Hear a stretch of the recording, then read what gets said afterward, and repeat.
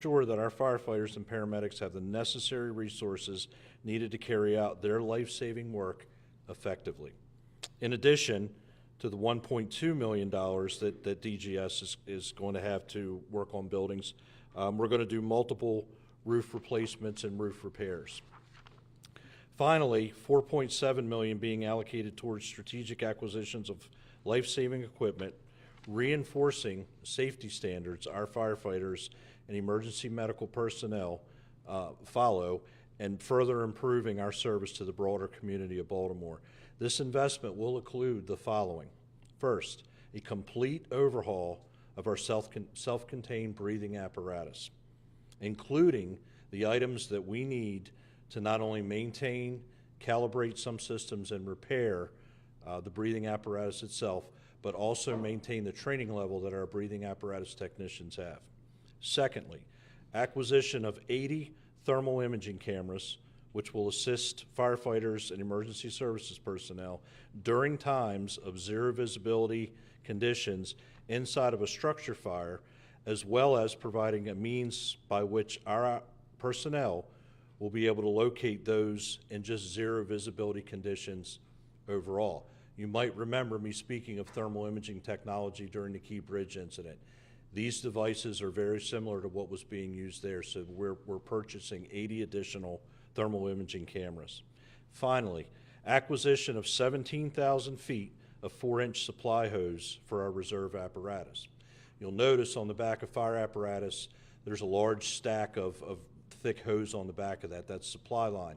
That's what we use to connect the hydrants and bring water to the fire incident. Currently, we do not have that capability on our reserve apparatus.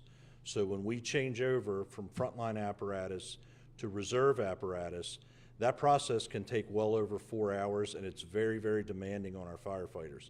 We're going to use this 17,000 feet of hose, and we're going to pre-stage it on the reserve apparatus to cut down on the time that they're out of service and also cut down on the heavy load on our fire department personnel. In conclusion, I want to again reiterate my sincerest thank you to Mayor Scott and his entire administrative team for their continued commitment to the Baltimore City Fire Department and to the communities we serve. Thank you, sir. Thank you, Chief. We know this is going to make a huge difference for our department as they go out to protect and save lives each and every day. We know there's already been significant attention to the announcement today, and just want to reiterate how proud we are to be able to get this done for our members who go out and do that life-saving work. We all know that it's been a very, very tough few years for the fire department. They've endured more tragedy and unexpected loss than we see in a long, long time, but they've shown exemplary service, toughness, and dedication throughout that, continuing to do that work each and every day. And I cannot stress enough my appreciation to each and every one of them for what they do for us in Baltimore. With that, the second item that I'd like to address is even the bigger item for today, the removal of owner-occupied homes from the tax sale list again this year. Today, we approved at the BOE our provision for this removal ahead of the tax sale later this month. I'm proud to say that this will be the fourth time that we are removing owner-occupied homes from the tax sale, meaning every single time I've overseen the tax sale, we have removed them. The provision does specifically focus on owner-occupied homes assessed under $250,000, just as it did last year, but I want to be clear that that covers the vast majority of impacted residents. In fact, there are approximately 221 of the 279 neighborhoods that will have properties removed from the list based on this announcement. I also want to reiterate that while the protection of owner-occupied homes is important each year, we're also doing the work to address this on a larger scale.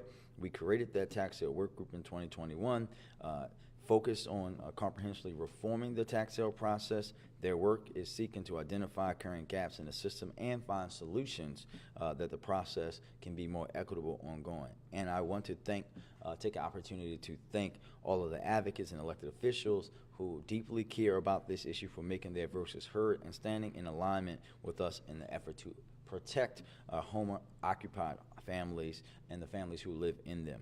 And lastly, I just want to direct attention to the Be More Shines program approved at the BOE today, which aims to reduce gas and electric expenditures for low-income residents through rooftop solar installation.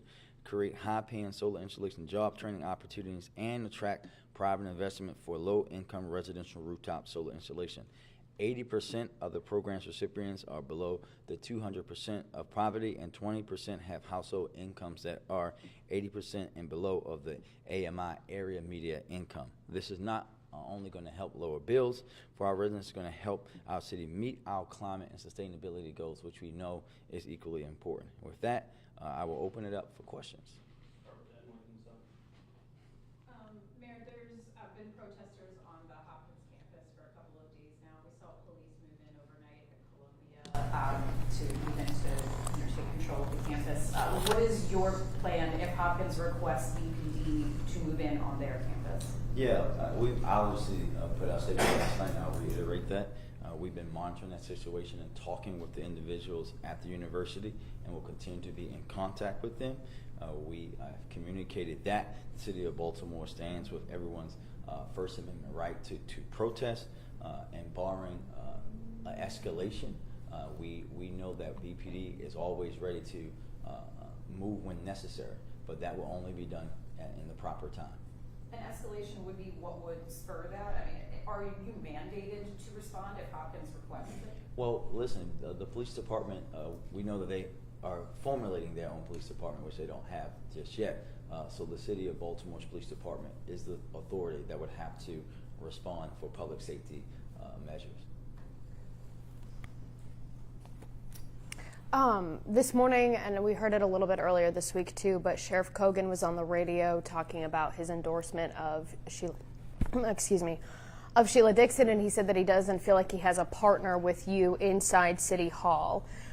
He said that he tried to use diplomacy with you when it comes to working on funding for the Sheriff's Department. Can you explain what exactly happened and if there was a breakdown in that relationship? There's no breakdown. We work with the members and the sheriff's members every day. We'll continue to do that despite the sheriff plan public safety, politics with public safety.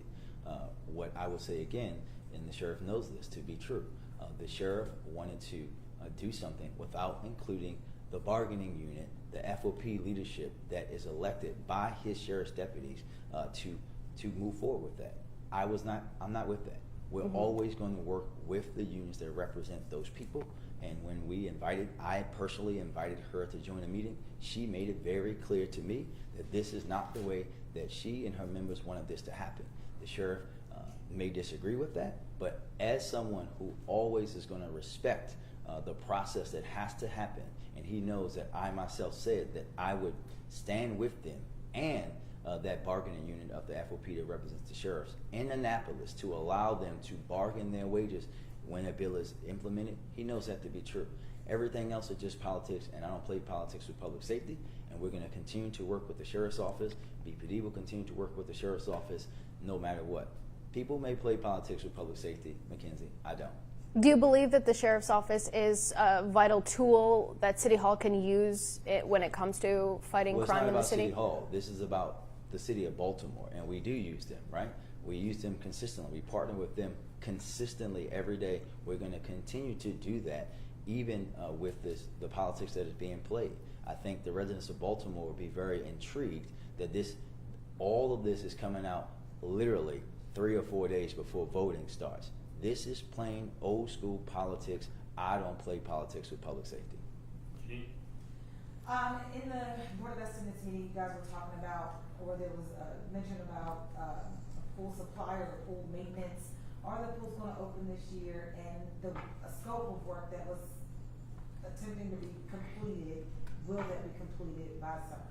Janine, I look forward to seeing you when I jump in the pool, as we always do for the Big Splash. The pools will open, and pools that, for example, we talked about this a few weeks ago. One that has been under construction will reopen this summer. We're going to open our pools. This is for our on-call contractor, just in case something goes wrong. And when you're talking about pools, everyone knows that no matter what, something's going to go wrong during the pool season, and we need to make sure that we have our folks ready to address that when it happens. But yes, we will be having the Big Splash. I look forward to seeing you there. Question about the ARPA money.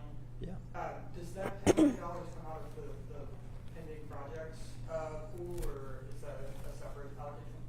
Yeah, before I'll let Shamaya go into deeper more, but I want to be very clear about this one, Adam.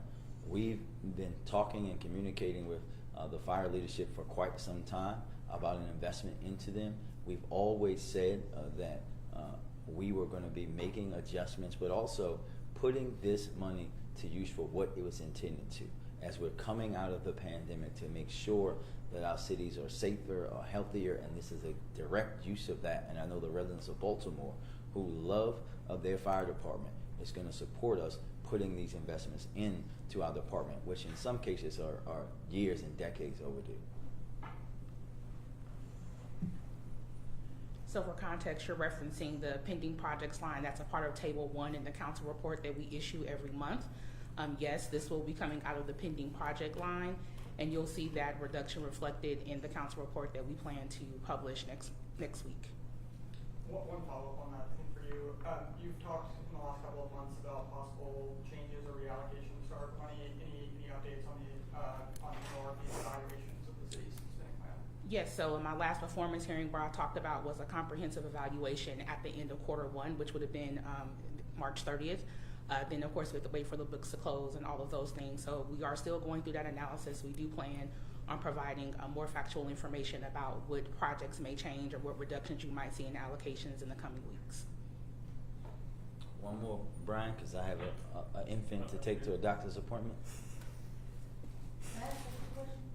Do we have WMAR anybody back that didn't get one? No. Okay, and yeah, Janine. Chief Wallace, I just wanted to ask you about the audit of the fire department and Office of Emergency Management. There were some recommendations made regarding the permitting process and the systems. Can you speak to that? The recommendations that you guys will be following and how that will improve residents' lives and being able to get permits? Yeah, sure. And you know, it's an advantage to have an audit done, right? I've been in there since July. This gives me a good historical perspective.